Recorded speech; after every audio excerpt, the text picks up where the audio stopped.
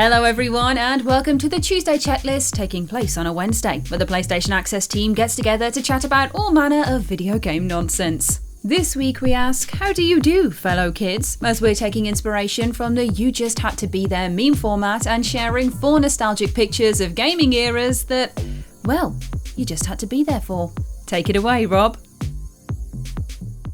Right. I'm going to share my screen and reveal to you the time when you had to be there. Are you ready to see it? Meme us, Rob. I'm excited. Here we go. Here we go. Can you see it? Oh, I can. Oh my god! Now, There it is. This is my all-time favourite E3 moment ever. And you had to be there because... Oh, is this an annoying story about you actually being there as well? Well, I don't. When I say you have to be there, I don't mean you had to physically be in the auditorium, which I was lucky enough to be. But I just mean you had to be there at that time, like whether you were there physically or watching this on the live stream. Now, many years ago, Square Enix released a groundbreaking title that went on to become one of the most beloved games in PlayStation and video game history. Because this is the first time that Final Fantasy VII Remake was announced, and it was absolutely amazing. Firstly, because no one knew it was coming. Like, with things this big, often there's like a leak or there's a rumour, and I mean, maybe I'm misremembering, but I don't remember there being any inkling that this was coming at all. Like, it just was a total surprise, a total shock, and the excitement and the cheer that came from the crowd when this was announced was like being in a football stadium and your team scores a last-minute winner in the Champions League semi-final or something. It was just incredible. The Lucas Moura moment. That's what you're saying. Yeah. Do you know what? This was my Lucas Moura moment. Yeah. The funny thing is, Rob, I was there and I don't really remember it because Final Fantasy doesn't mean anything to me. Oh my god, I would have freaked out if I was there. I would have been it's- with the crowd. Rob, what year was it? It was 2015. This was E3 2015, how many years and ago? the fallout from it as well. It was a sense of excitement, yes, but also disbelief, because this was a thing that the community, the wider global gaming community, had been asking for years. And I remember way back on PS3 there was like a tech demo of Cloud in sort of PS3 graphics, and everyone was like, oh, are you going to do a remake? Are you going to do a remake?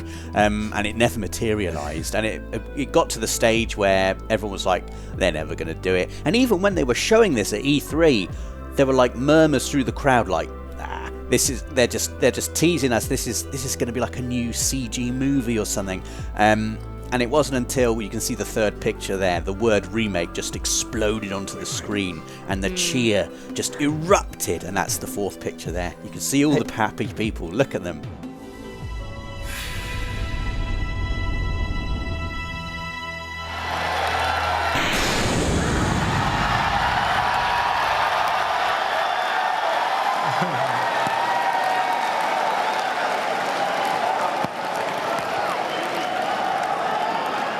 A little bit of excitement. Just Rob, delirious. in the air. I was somewhere on the second tier, way back there. What was the other stuff that got announced that day? Do you remember? No, I have no idea. This is living There in your was- memory. I'm going to look it up really quick. There was Just more keep- Horizon Zero Dawn gameplay shown. Obviously, we were 2 years out from that being released, just under 2 years out from that being released. But for me, that whole E3 was about this, and the reactions from people afterwards. I really enjoyed watching everyone's sort of like face cam reaction to Final Fantasy VII Remake being announced, because they shared that kind of no, they've not done it, surely they've not done it, and they did do it. I also really like that's Adam Boyes in the first picture there, who I don't think he works for PlayStation anymore, but you can see in his face that's him just before he announces it, and he's just got that kind of, oh, it's coming, and he can't help but smile, because he knows he's trying to maintain that cool not going to give anything away. But he was like rubbing his hands together. You could feel his excitement as well. You could feel his excitement, and that rippled through the room. Like everyone was like, oh. The Last Guardian, Rob. The Last Guardian was also there. Was. That's why I think I was, concentrating on something else. Yeah. And you're right, Horizon Zero Dawn was there, and Uncharted 4. They showed a bit of Uncharted 4 as well. What a year! It was an amazing year, absolutely amazing. But that's my moment where you just had to be there. It was such incredible excitement, and what a happy ending too, because the game came out. It was amazing. And now you can download it on Plus. Look at you! I love that. And just a little advert there. Do you know what the thing is about this is right, because it gives you that from where we are now, because you get this moment, and this is like the life of enjoying games, right? You get that moment where you're all at you're not necessarily, but you're all watching E3, and it's like, something, they just say to you, that thing that you want, you can have it, and you're like, oh my God, I can't wait. And then it's like, but I do have to wait for 3 years though, don't I guess? And then you wait for all those years. And like you said, now everyone can play it. But that's the journey. So my 4 images for You Just Had to Be There, it's funny because just before we started recording this, it was mentioned. It is the EyeToy. Yes! You had to be there. You got the little camera, you get EyeToy Play, you get the tutorial with Grandma, you had to be there, she was the best, and then you had a lampshade because the thing with EyeToy, I love the EyeToy, I think it's an amazing little gadget. But in order to get it to work, it depended a lot on light circumstances in the room you were in. Yeah. So I just remember every time you set up EyeToy, it was a case of like turning lights on and off and shutting the curtains and maybe getting a lamp and putting it somewhere. The backlight was no good, was it? It was just I all thought the you had fun. the light in there, Rosie, because when I played EyeToy, if I jump up and down, I'd sometimes hit my head on like the lampshade. I was That's tempted as well before. because when we had an EyeToy, or at least whenever I played EyeToy, it was tended to be upstairs. So of course that was when you would like trying to jog on the spot, or you were saying you were jumping, and I was like, can I get an image of like upstairs and downstairs parents being upset? Maybe I could have done like a broom to the ceiling or something. But I was like, no, I remember that just configuring the lights all the time. And do you remember as well when you had to put your thumb over the camera? If you had to like reset anything like that. And every time I think of EyeToy, I also just think of the old lady in the tutorial, because that tutorial was amazing, and it was. It's one of those images that I completely forgot about that old lady until you put that picture there, and now I just remember very clearly those tutorial videos. Also, I remember washing windows. Yes. I remember doing I remember just like the martial arts one where you had to like. Is it little monkeys come and attack you and you have to punch them off the screen? There's some kind of animal comes and attacks you. I feel like it speaks quite strongly to my approach to games that I never played the tutorial, so I don't know. I've never seen that lady. You don't play it, you watch the tutorial, like it just tells you about like I can't remember who voices it. I think someone famous voiced it or something, but he's just like, okay, June so Whitfield. That's why am I guessing? Old people from 2004. Oh, I loved EyeToy. Rosie, I'm so glad this is on there. I loved it. I actually started learning ukulele because of the cleaning windows one. Because oh my god, cleaning! It's from EyeToy. I had to learn ukulele to play that song because I loved it so much. And we used to play with my cousin, and he'd cheat every single time and stand really close to the EyeToy so that like the window would be cleaned super fast, because you just had to like wiggle if you stand really close. Yeah, cheating away, was when you just just like, stood really close to the camera and then you're just like, All these hacks coming out. That's unbelievable. Rosie, I hated it. I've got 2 things though. Surely both of you were like 7 when EyeToy came out. So what? But also, what was your favourite game? So my favourite EyeToy game was EyeToy Play 2, and that was also the first one I owned, because I remember when EyeToy first came out, my friend down the road in the little village I used to live in, he was the one with the EyeToy. So whenever we went around his place, it was like, oh my god, we want to clean windows. It was like the most amazing thing that my friend had an EyeToy. And then because of that, we kept on begging my mum to buy us one at one point as like a present, or like, like a birthday present or something like that. And then I think one time her and my nan went out and then they just surprised us with an EyeToy, and it came with EyeToy Play 2 at the time, so that was the first one that we actually owned, and Sega Superstars. So those two were my like special EyeToy games, but EyeToy Sega Play 2 Superstars. Yeah. Sega Superstars is the first game that was ever demoed to me as a member of the gaming press. It was like day one of the job, and a man from Sega came in, who's still a friend of mine now, who works in the industry, works for Ubisoft now, and I was like, okay, Samba de Amigo, and I'd never played Dreamcast. I didn't know what was going on. Yeah, happy memories for me too. I know, I love the EyeToy. I adore it. It's such a great little camera, and my favourite is EyeToy Play 2, but I haven't played all the EyeToy games, but I want to at some point. But from what I've played, I love all of them. So, here we go with mine. Oh man! It's an entire generation. It's not an entire generation. It is more specific than that, Rob. Is it a year? And obviously, if you know when any of these games came out, but Rob, you might be able to. 2008. Yeah, because look at the I was bottom going right. to say 7. Because the number it's the Euro 2008 game. Oh, that was great. We played that in the office, didn't we? Yes, no, we did. I'm thinking. No, did we? Yeah, no, I don't know if you were there No. yet, but, No, I wasn't. we did. So I've got like fake memories of that. Wasn't it great though in your fake memory when we played Spain great. versus Portugal? It was brilliant. I remember Mirror's Edge. I remember that being the first PlayStation trophy I ever earned was in Mirror's Edge, because that's when they patched the them. trophies came out. Yeah. So this was a period of time when I was still working on the official PlayStation magazine, and I was the reviews editor. And I guess it's that nice kind of period of time after a console's been around for a little, maybe a year or so, and then suddenly you start getting proper next-gen games. Dead Space, Mirror's Edge, and Burnout. And do you know what? I've made them all EA games. Did I do that on purpose? I could have chosen Resistance 2, Fallout 3, which I didn't actually play. Metal Gear Solid 4 came out this year. Everyone talks about 2011 was such an incredible year for games, and lots of years have been incredible. But 2008 for me, Dead Space has stayed with me in this just incredible way. I love Dead Space. Didn't GTA 4 came out that year It as well? did, yeah. This is what I'm talking about. What a year. Yeah. And also, I just think EA was just in a purple patch for me. I'm not even, none of these games really smashed it. I'm sure that the FIFA game made loads of money, but, Dead Space, Mirror's Edge were just new single player IP, but doing really interesting things. Dead Space has got such a unusual aesthetic, this dark industrial sci-fi. I love it to bits. And Mirror's Edge had, if you played games at that time, every protagonist was a shaven-headed man called something like Mason or Brick, and every environment was brown. And then Mirror's Edge is about this parkour-loving. Parkour's become way more culturally bagged down now. It's slightly cliche, but the idea that you would run around places that looked beautiful and light, and you would try not to fight people instead of just shooting everyone in the world.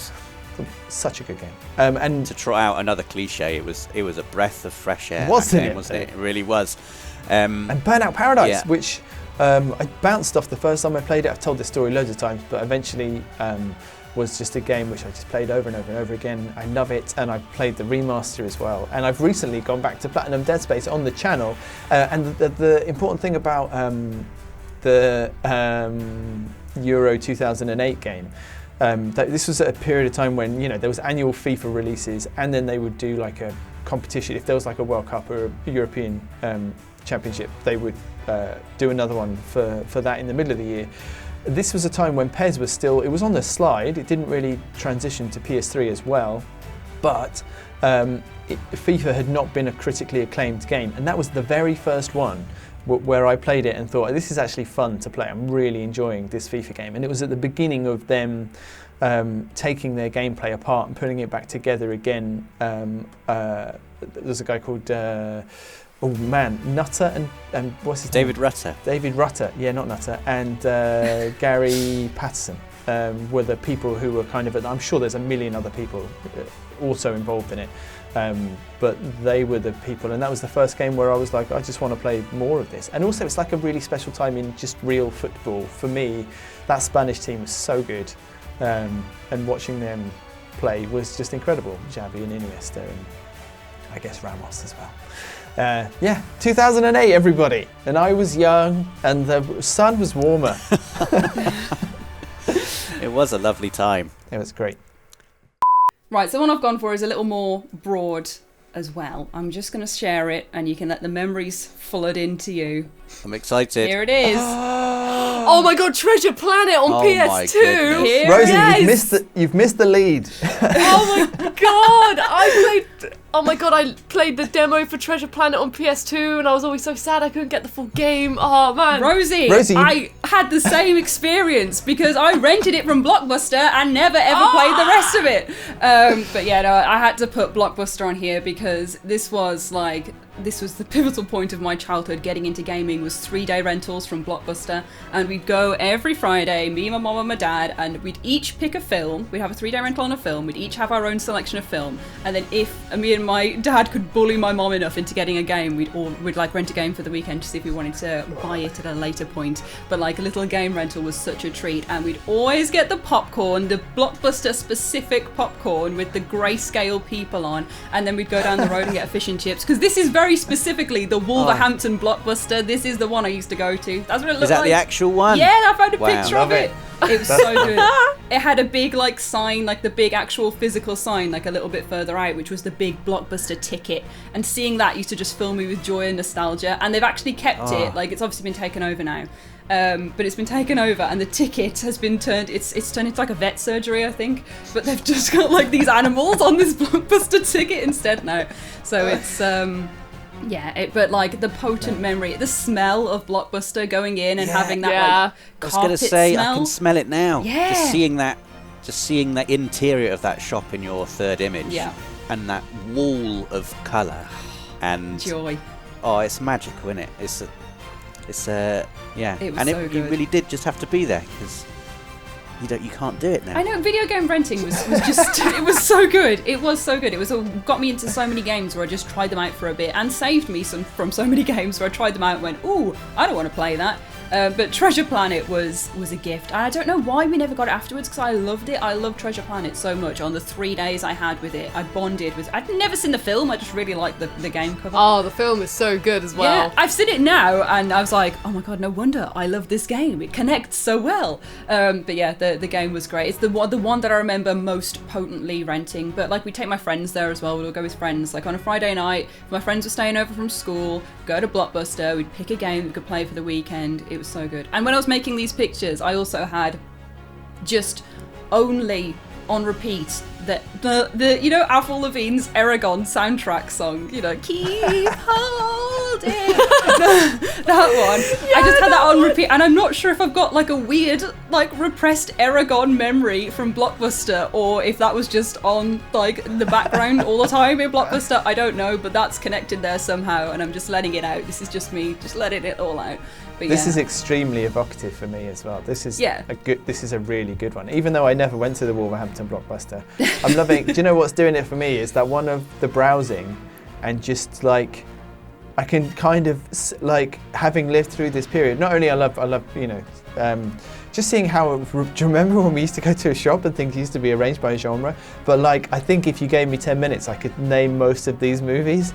Like Lahane is there. I like that you've got horror and sci-fi. Is that Armageddon? Oh man. There's Is all that sorts. 28 Days Later? It is. Almost, it is. almost I see Alien, famous in the I think. background, right? Almost famous. Is that what they're looking at? There's so many great picks because you knew them all from Blockbuster.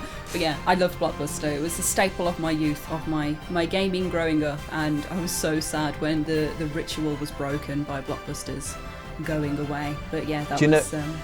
Do you know, when Dave and I went to Bend to go and see Days Gone, Bend is home to the last Blockbuster in the world, and me and Dave walked out of town to the last Blockbuster in the world. And the honest truth is, I could see why they've all closed down. It was quite boring. What? No, don't say that. Get it away. It was, I bought a t-shirt. I'm doing my bit.